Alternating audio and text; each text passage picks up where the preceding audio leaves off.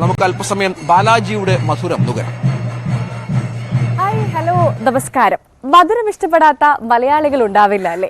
അങ്ങനെയാണെങ്കിൽ ഞങ്ങൾ ഇന്നുള്ളത് നമ്മുടെ കോഴിക്കോടുള്ള ബാലാജി സ്വീറ്റ്സിന്റെ മുന്നിലാണ്. ഞങ്ങൾ അങ്ങോട്ട് പോവാൻ നിൽക്കുകയാണ്. അവിടെ നമുക്കായി ഒരുപാട് മധുര പലഹാരങ്ങൾ കാത്തിരിക്കുന്നുണ്ട്.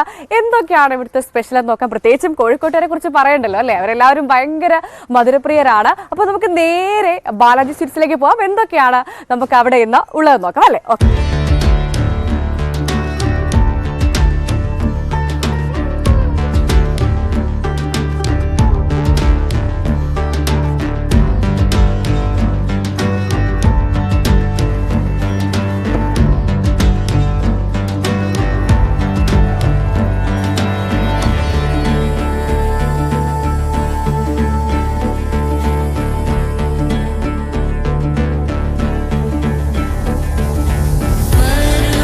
നമ്മളിപ്പോൾ ഉള്ളത് ബാലാജി സ്വീറ്റ്സിന്റെ ഉള്ളിലാണ്. ഈ ഫാക്ടറിക്ക് അകത്താണ്. ഇവിടെ നിങ്ങൾക്ക് കാണാൻ സാധിക്കും ഒരുപാട് മധുര പലഹാരങ്ങളൊക്കെ ഉണ്ടാക്കുന്നുണ്ട്. എന്തോ ഒരു പുതിയ ഐറ്റം ഒക്കെ ഉണ്ടാക്കുന്നുണ്ട്. അത് എന്താണെന്ന് നമുക്ക് ചോദിക്കാം. എന്തായാലും നമുക്ക് ഇവരുടെ വിശേഷങ്ങളൊക്കെ നേരെ ചോദിച്ചറിയാം. ചേട്ടാ നമസ്കാരം, എന്താ പേര്? പേര് മുന്നാറാവൻ. നമസ്കാരം. എത്ര വർഷമായി ഇവിടെ? എനിക്ക് 18 വർഷമായി. 18 വർഷമായിട്ട് ഇവിടെയാണുള്ളത്. സ്വന്തം നാട് രാജസ്ഥാനാണ്. രാജസ്ഥാനിൽ നിന്ന്. അപ്പം 18 വർഷമായിട്ട് കേരളത്തിൽ കോഴിക്കോടാണ്. ഓക്കെ. എന്തുകൊണ്ടാണ് നിങ്ങൾ കോഴിക്കോട് തെരഞ്ഞെടുത്തത്? ഇങ്ങനെ ഈ 18 വർഷമായിട്ട് ഇവിടെ തന്നെ നിൽക്കാൻ? കോഴിക്കോട് കേരളത്തിലെ 8 ഷൂട്ട്സ് പോകുന്ന സ്ഥലം കോഴിക്കോടാ. ബാക്കി സ്റ്റേറ്റിൽ ഇത്ര ഷൂട്ട്സ് പോകുന്നില്ല. കോഴിക്കോട് 8 ഷൂട്ട്സ് കൂടുതൽ ചെയ്യലുണ്ട് ഇവിടെ. അതായത് കോഴിക്കോട്ടുകാർ നന്നായിട്ട് മധുരം കഴിക്കും. നിങ്ങൾ എത്ര പേരുണ്ട് ഇവിടെ വർക്ക് ചെയ്യുന്നത്? ഇപ്പോൾ ഒരു 25 ആൾക്കാരുണ്ട്. 25ഓളം ആളുകളുണ്ട് അല്ലേ? എല്ലാരും രാജസ്ഥാൻകാരാണ്? രാജസ്ഥാൻകാർ, എല്ലാ രാജസ്ഥാൻ.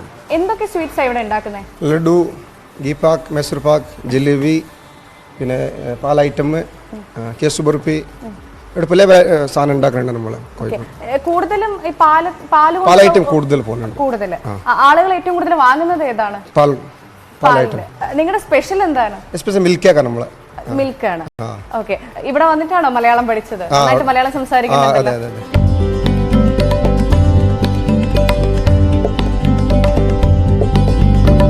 ചേട്ടാ ഇതെന്താ ഇവിടെ ഉണ്ടാക്കുന്നത്? അത് ബർഫിയാ. അത് പാൽ വാങ്ങിയിട്ട് നേരെ അതിൽ ഒഴിച്ചിട്ട് റെഡിയാക്കിയിട്ട് മിൽമ പാലാ. പിന്നെ ബർഫി ഉണ്ടാക്കുക, അതിന് പേട ഉണ്ടാക്കുക. പേട ഉണ്ടാക്കുന്നത് ഇങ്ങനെയാണോ? Same material. ഓ ശരി. ഇതിൽ എന്തൊക്കെയാണ് ഉപയോഗിക്കുന്നത്? പാല്, പഞ്ചസാര, നെയ്യ്. പാല്, പഞ്ചസാരയും നെയ്യ്, 3 ഐറ്റം. ഇത് ഉണ്ടാക്കാൻ ഇങ്ങനെ ഒരുപാട് സമയം വേണോ? ഒരുപാട് സമയം വേണം.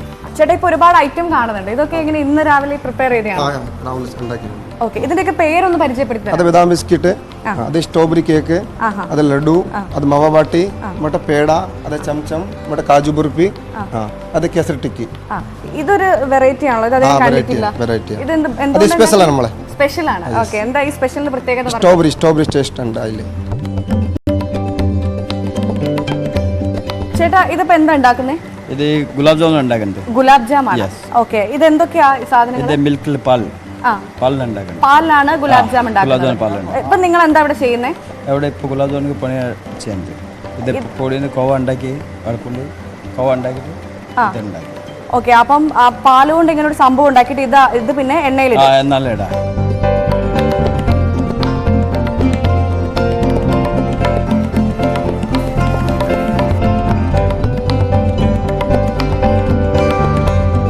ഗുലാബ് ജാമുൻ റെഡി ആയിട്ട് ഗുലാബ് ജാമുൻ റെഡി ആയിട്ട് ജീരാത്തിൽ എടുക്കാം. പഞ്ചസാര, ഇത് പഞ്ചസാര ലൈനാണ്. Okay okay. അപ്പൊ ഗുലാബ് ജാം തയ്യാറായിട്ട് ഇനി ഗുലാബ് ജാം ഇതിലേക്ക് പഞ്ചസാരത്തിലിടും. ഓക്കെ. വർഷങ്ങളായി കോഴിക്കോട്ടുകാരെ മധുരം കഴിപ്പിക്കുന്ന, കോഴിക്കോട്ടുകാരെ മധുരപ്രിയരാക്കുന്ന നമ്മുടെ ബാലാജി സ്വീറ്റ്സിന്റെ ഓണർ നമുക്കിപ്പോൾ ഉണ്ട്. നമുക്ക് അദ്ദേഹത്തോട് തന്നെ ചോദിക്കാം. ചേട്ടാ പേരെന്തുവാ? ശർമ്മ. ഓക്കെ. എത്ര വർഷമായി ഇവിടെ? ഒരു 10-40 കൊല്ലം കഴിഞ്ഞിട്ടുണ്ട്. 40 വർഷമായി. അപ്പം സ്വന്തം നാട്? സ്വന്തം നാട് രാജസ്ഥാൻ. എന്താണ് രാജസ്ഥാൻ കോഴിക്കോട് തിരഞ്ഞെടുക്കാനുള്ള കാരണം? കാരണം കേരളത്തിൽ 14 ജില്ലകളുണ്ടല്ലോ, അത് കോഴിക്കോട് എന്താ തിരഞ്ഞെടുത്തത്? എൻ്റെ ഫാദർ അവിടെ വന്നിട്ടുണ്ടായിന് ആദ്യം 1968. അച്ഛൻ ഇവിടെ വന്നിട്ട് ആദ്യം കുരുമുളക് കച്ചവടം ഉണ്ടായിന്.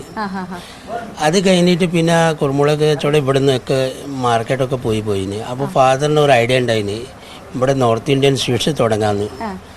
അപ്പോൾ ഇവിടെ ആദ്യം നോർത്ത് ഇന്ത്യൻ സ്വീറ്റ്സ് ഒന്നും ഉണ്ടായില്ല ഇവിടെ കോഴിക്കോടിലേക്ക്. അപ്പോൾ ഫസ്റ്റ് നമ്മൾ തന്നെ ഒരു north Indian Rajasthani Bengali sweets open ആക്കിയ അത് 1982 ഓപ്പൺ ആക്കിയാണ്.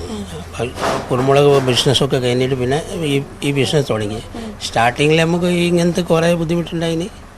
പിന്നെ മെല്ലെ മെല്ലെ എല്ലാവരും പരിചയമായി കഴിഞ്ഞാൽ ഇപ്പോൾ നല്ല പേരായിട്ടുണ്ട്. ബാലാജി സ്വീറ്റ്സിന് ഗ്യാരണ്ടി ആയിട്ട് മുട്ടായി കിട്ടുമെന്ന് പറഞ്ഞു. ഇപ്പൊ കോഴിക്കോടിന്റെ മെയിൻ ആണ് ബാലാജി സ്വീറ്റ്സ് അല്ലേ? ഈ ബാലാജി എന്നുള്ള പേര് വന്നത് എങ്ങനെയാ? അത് നമ്മൾ എല്ലാ സ്വീറ്റ്സിലെ നോർത്ത് ഇന്ത്യയിലെ എല്ലാ സ്വീറ്റ്സിലും ബാലാജി എന്നേ വെക്കുള്ളൂ.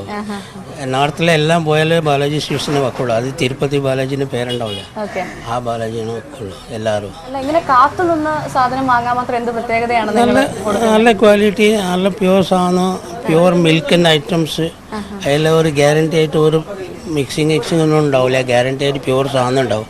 അപ്പോൾ കസ്റ്റമർക്ക് വിശ്വാസം ഉണ്ട്, ഇവിടെ എത്തിയാൽ നമുക്ക് നല്ല സാധനം കിട്ടുള്ളൂ.